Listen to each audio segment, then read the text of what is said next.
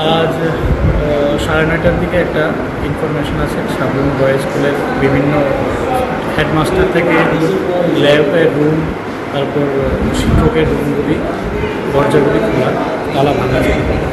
তো ওই ইনফরমেশন এসে আমরা দেখি বেশ কয়েকটি রুমের তালা ভাঙা, প্লাস কয়েকটা আলমিরা এবং কয়েকগুলি লকারও ভাঙা আছে।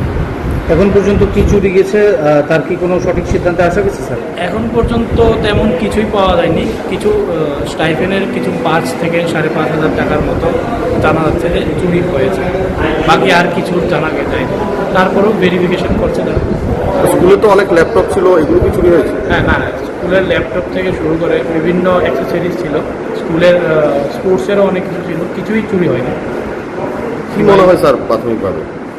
প্রাথমিকভাবে এখনও আমরা তদন্ত শুরু করব, এখন দেখা যাবে কী আছে।